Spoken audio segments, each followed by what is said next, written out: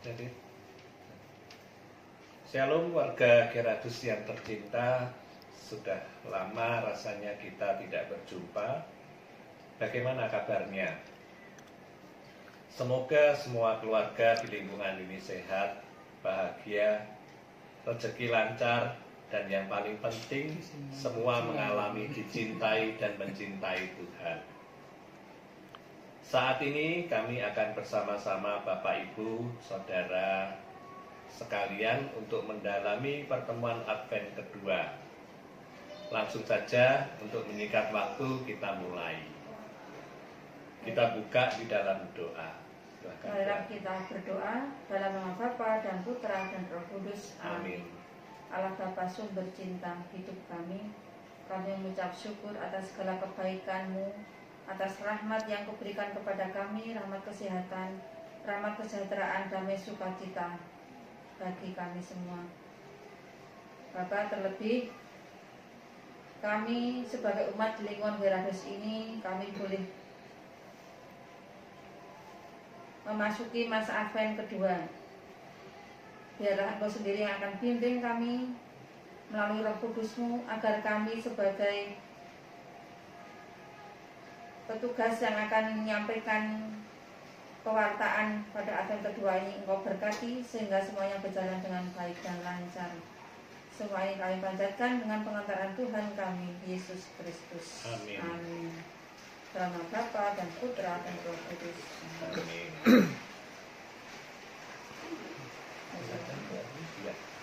Baik, pada pertemuan pertama kita sudah bisa menyelesaikan secara virtual juga dengan tema paguyuban yang siap berbuat, yang telah diuraikan oleh Pak Budi dan juga saya sendiri. Saya kira bisa, semoga warga Geradus bisa mendengarkan dengan jelas. Dan pada pertemuan yang kedua ini, saya bersama Pak Yongki akan menyampaikan renungan Advent dengan tema tinggal dalam Kristus akan menghasilkan buah. Apa artinya tinggal dalam Kristus? Yaitu dengan menerima sakramen, Yesus tinggal di dalam kita. Dan sakramen itu adalah merupakan rahmat yang diberikan Tuhan kepada kita. Lalu bagaimana tanggapan kita terhadap Yesus yang datang kepada kita? Yaitu kita tinggal dalam Dia. Kita mengimani Yesus dalam hidup kita. Untuk mendalami ini, maka dalam buku Panduan Pendalaman Advent 2020, Komisi Kateketik KAS mengambil bacaan yaitu Yohanes 15 ayat 1 sampai 5. Bacaan ini sudah sangat familiar bagi kita dan sangat sering kita dengar, yaitu tentang pokok anggur. Mari kita bahas ayat per ayat dalam bacaan Yohanes 15 ayat 1 sampai 5 ini. Akulah pokok anggur yang benar dan Bapakulah pengusahanya. Kita bisa pahami bacaan ini, yaitu tentang Yesus selalu mengatakan kepada para pendengarnya bahwa Ia adalah utusan Bapa. Segala usaha pewartaannya ditujukan pada kemuliaan Bapa. Yesus tidak mudah menyerah ketika dirinya ditolak, karena Yesus mewartakan perintah Bapanya, bukan mewartakan dirinya sendiri. Ayat tersebut bisa kita renungkan. Apakah tugas pewartaan kita selama ini bertujuan untuk memperlihatkan keaktifan diri kita sendiri atau demi kemuliaan Allah? Dan akan kita lihat hasilnya. Ketika kita mengarahkan seluruh pelayanan kita demi kemuliaan Allah, maka kita tidak akan mudah kecewa dan gampang menyerah ketika mengalami kesulitan dan penolakan. Baik, itu ayat yang pertama. Ya. Lalu ayat yang kedua kita akan bahas. Bacaannya adalah setiap ranting padaku yang tidak berbuah dipotongnya, dan setiap ranting yang berbuah dibersihkannya supaya ia lebih banyak berbuah. Kita akan mengupas ayat ini, yaitu mengapa ada ranting yang berbuah dan mengapa ada ranting yang tidak berbuah, padahal sama-sama tinggal di dalam pokok anggur yang sama. Ya, Ibu. betul, ya. Jadi kenapa kok ada ranting ini, yang ranting ini satunya berbuah, yang satunya satu tidak, gitu ya. Bisa begitu ya, Nah, Pak? padahal sama-sama di dalam tanaman pokok yang anggur sama. Nah, itu tiap memang memiliki kehendak yang bebas, ya. Artinya kita diberi pilihan ya. betul, kita boleh memilih. Memilih. Artinya Yesus itu memberikan sesuatu pilihan kepada kita, apakah kita mau mengikuti atau kita menolaknya. Ya, itu manusia itu bebas seperti itu. Bebas memilih ya. Ya. Nah, namun manusia dapat memilih untuk hidup yang baik atau tidak. Nah, ciri-cirinya ranting yang berbuah itu atau manusia yang baik dan bisa berbuah itu adalah mereka ya. Lalu mereka juga mudah bersyukur. Artinya dalam keadaan sukacita ataupun walaupun tidak sukacita juga kita harus bersyukur. Betul sekali. Jadi walaupun kita dalam keadaan tidak enak seperti pandemi ini gitu ya, kita tidak bisa kemana-mana, itu kita syukuri. Nah, itu mudah sekali untuk bersyukur. Juga mereka yang memiliki rasa humor, suka bercanda, ya. Lalu itu adalah ciri ranting yang gampang berbuah. Lalu ciri ranting yang tidak berbuah, ya, itu mereka yang menyia-nyiakan rahmat. Tadi di awal Ibu Armi sudah menjelaskan bahwa Yesus itu menerimakan sakramen kepada kita. Artinya Yesus tinggal di dalam kita. Ya, itu merupakan satu rahmat. Nah, mereka yang tidak berbuah ini justru menyia-nyiakan rahmat itu. Ya. Lalu mereka juga kurang mudah bersyukur. Selalu menggerutu mungkin ya Pak dalam menghadapi sesuatu ya. Betul. Dan mereka yang hidupnya dipenuhi dengan amarah. Nah, itu salah satu ciri-ciri dari ranting yang tidak berbuah. Ya. Lalu yang ketiga Ibu, mungkin Ibu bisa lanjutkan. Untuk lebih jelasnya lagi kita kupas lagi ayat-ayat berikutnya. Ada yang berbunyi, kamu memang sudah bersih karena firman yang telah kukatakan kepadamu. Dengan firman Allah memberi daya agar kita menjadi berbuah, dan dengan membaca firman harus sampai pada perubahan hidup ke arah Tuhan. Ya. Saya kira ini gini ya Pak, mungkin menurut saya ya, kita akan sebisa mungkin ya hari itu membaca kitab suci. Ya. Betul. Jadi dengan kita membaca kitab suci itu hidup kita akan diubahkan. Betul. Ya? Minimal kita baca bacaan harian. Ya. Ya.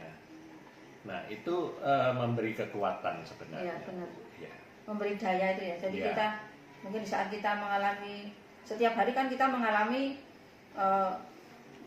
masalah-masalah atau ya setiap hari ya kita bangun tidur mengalami apa ini yang harus dihadapi hari ini, mungkin baik atau tidak baik.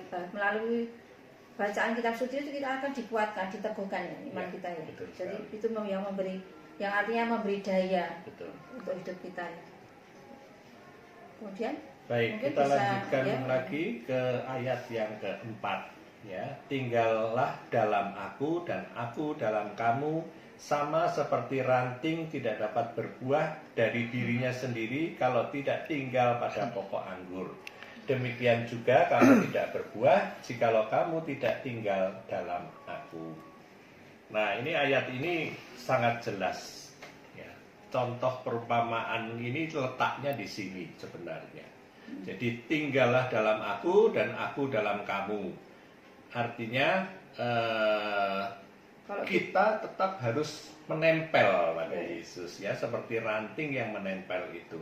Sama seperti ranting tidak dapat berbuah dari dirinya sendiri. Kalau ranting itu diprotes lalu dibiarkan saja, dia tidak akan tumbuh, bahkan nanti akan mati. Nah, apalagi diharapkan berbuah, nggak akan mungkin gitu kan. Dia harus tinggal tetap di pokok anggur itu. Jadi sangat jelas bahwa kita tidak dapat mengandalkan diri kita sendiri. atau kekuatan kita sendiri. Kalau ada orang yang bilang aku mampu karena kekuatanku, itu bohong. Ya. Itu mungkin ya sombong juga sombong, ya. Betul. Ya, dia tidak menganggap ada Tuhan. Ya. Ya. Jadi hidup kita itu harus berrelasi dengan Allah. Caranya dengan apa? Ya dengan hidup doa yang baik. Ya, setiap hari kita berdoa, bangun tidur, kemudian kalau mau makan, selesai makan, mau tidur lagi, gitu ya. Nah itu kita menjalin relasi yang baik dengan Tuhan dengan hidup doa. Gitu. Ya. Itu yang ayat keempat. Itu yang selalu akan memberikan kekuatan ya. Ya. Kalau kita doa walaupun berat, seberat apapun yang kita hadapi, kalau kita berdoa tuh rasanya sudah plong, sudah lega ya Pak ya. Itu ya. Jadi kita tuh nempel dengan Tuhan tuh rasanya enak banget. Enak sekali, ya. Ya itu, dan nanti akan menghasilkan buah tadi ya kita. Betul. Kalau doa betul. Bersyukur, Otomatis kalau ya. kita begitu ya kita akan dimampukan oleh Tuhan. Ya. Ya. Yang kelima. Kemudian yang ayat yang selanjutnya itu yang begini, akulah pokok anggur dan kamu ranting-rantingnya. Barang siapa tinggal dalam aku dan aku dalam dia, ia berbuah banyak. Sebab di luar aku kamu tidak dapat berbuat apa-apa. Demikian janji Tuhan bahwa jika kita tinggal dalam dia, kita akan dapat berbuah. Semakin dekat kita tinggal, maka semakin banyak buah yang kita hasilkan. Pasti, ya pasti. Ya. Jadi perumpamaan ini betul-betul nyata dan meyakinkan kita semua. Ini sungguh bagus sekali kalau kita diminta untuk tinggal di dalam Tuhan. Bacaan ini tepat sekali. Ya. Jadi perumpamaan tentang pokok anggur ini benar-benar membuka mata kita bahwa kalau kita tidak tinggal di dalam Dia, menempel di dalam Dia, menjalin relasi dengan Dia, semuanya akan sia-sia. Karena begitu lepas ini dari pokoknya, ya lama-lama dia pasti akan mati. Ya. Itu kira-kira yang bisa kita sampaikan renungan hari ini. Semoga ini semua bisa diterima oleh seluruh warga Geradus dan menjadikan peneguhan ya, kekuatan ya, iman bagi meneguhkan iman bagi warga seluruh Geradus ya yang Geradus. saat ini mungkin masih dalam masa pandemi, kita Ya. harus masih jaga jarak, kita harus mentaati protokol kesehatan. Betul. Maka kita menyampaikan sebagai pengurus di Geradus ini menyampaikan renungan Advent ini secara virtual. Betul. Ya. Ya. Jadi untuk kita lebih memutus rantai COVID-19 supaya segera berlalu. Kita sebagai umat beriman juga punya tugas yang harus kita emban, kita juga mentaati salah satunya ini protokol kesehatan. Ya. Baik. Kita wujud iman kita semua. Semoga ini semua bisa membantu warga Geradus untuk merenungkan apa yang sudah difirmankan oleh Tuhan, dan semoga yang pasti bermanfaat. Ya. Betul. Baik, kita akan tutup pertemuan ini dengan berdoa dan sekaligus nanti mohon berkat. Ya. Mari kita berdoa, kita akhiri pertemuan Advent kedua ini dengan doa. Dalam nama Bapa dan Putra dan Roh Kudus. Amin. Allah Bapa yang penuh kasih, kami sungguh bersyukur akan segala rahmat yang Engkau berikan kepada kami saat ini. Walaupun kami masih dalam masa pandemi, kami boleh Kau segarkan dengan renungan Advent yang kedua ini. Kami boleh diteguhkan iman kami lewat sabda-Mu ya Bapa. Engkau berjanji sendiri jika kami tinggal dalam Engkau, Engkau akan tinggal dalam kami. Dan semoga jika kita merenungkan sabda-Mu, kita melakukan sabda-Mu dalam kehidupan kami sehari-hari, kita dapat berbuah karena kita menempel pada pokok anggur, yaitu Yesus sendiri. Semoga sabda Tuhan ini menguatkan kita semua, khususnya seluruh warga Geradus ini. Semoga juga diberikan kesehatan, berikan sukacita, berikan damai sejahtera, dan penuh kegembiraan pada masa Advent ini. Kita benar-benar dapat mempunyai relasi yang baik dengan Tuhan dalam masa penantian ini. Semua ini Bapa, kami panjatkan kepadamu, kiranya Engkau sendiri akan memberikan kekuatan, berkat yang melimpah bagi seluruh warga Geradus ini. Dalam nama Yesus kami sampaikan doa ini. Amin. Marilah kita mohon berkat Tuhan. Tuhan beserta kita sekarang dan selama-lamanya. Semoga kita semua, seluruh warga Geradus, diberkati oleh Allah yang Maha Kuasa, Bapa, Putra, dan Roh Kudus. Amin. Baik, terima kasih.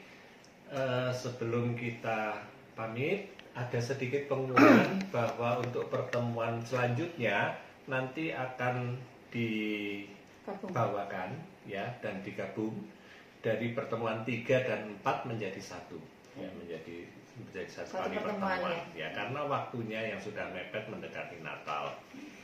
Baik, begitu. Saya Yongki. Saya Armi. Bye-bye. Bye. Tuhan berkati. Amin.